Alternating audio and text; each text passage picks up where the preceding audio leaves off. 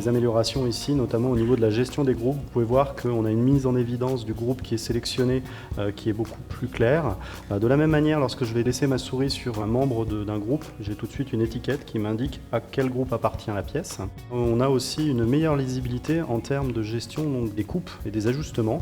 Comme vous pouvez le voir ici, je vais pouvoir visualiser rapidement et avoir une meilleure compréhension du résultat final et donc de vraiment anticiper la modification que l'on veut effectuer. Donc vraiment une simplicité de lecture qui est accrue. Autre nouveauté au niveau de la gestion des goussets, on va pouvoir à présent travailler sur la mise en place de goussets malgré la présence ici d'un jeu de soudure. Donc SolidWorks vous permet maintenant de travailler en utilisant cette fonction-là. Au niveau de l'outil de gousset, on n'a quasiment plus aucune limite dans les endroits où l'on peut positionner des goussets. Vous voyez qu'on a une interface très simple à comprendre qui va nous permettre vraiment de créer et de traiter tous les cas de gousset, comme on peut le voir ici dans ces différents exemples. Donc vraiment très simple à utiliser et on a vraiment toutes les possibilités. Un outil qui était très attendu, très demandé, c'est au niveau des embouts. On va pouvoir décaler vers l'intérieur du tube le gousset, donc avec la possibilité de gérer la valeur ici, et puis bien entendu de toujours appliquer comme on le souhaite les éléments de fabrication liés à cet embout, avec notamment les chanfreins.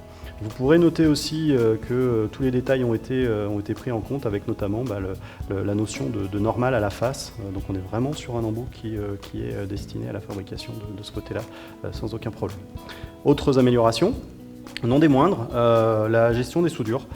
Donc vous pouvez à présent travailler sur beaucoup plus d'entités de soudure, avec notamment la possibilité, comme vous pouvez le voir ici, de sélectionner dans la même fonction plusieurs entités de sélection, ce qui va vraiment nous simplifier la tâche en termes de création des soudures. Là, comme vous pouvez le voir, en sélectionnant ces deux faces, SolidWorks a vraiment anticipé donc, ma demande.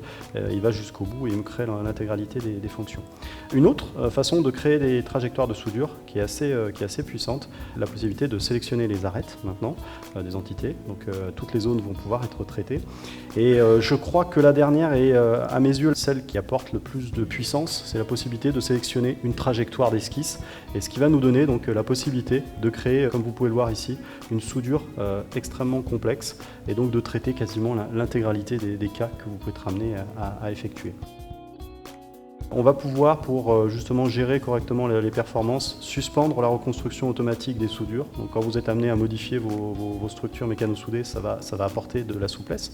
De la même manière, lorsque on est sur les listes de pièces soudées, on va pouvoir maintenant créer des listes de pièces en automatique. Donc on est vraiment sur ces notions d'automatisation ici, avec aussi la possibilité de choisir si on met à jour automatiquement notre liste de pièces soudées ou non, ou si on attend par exemple la fin de la validation du composant.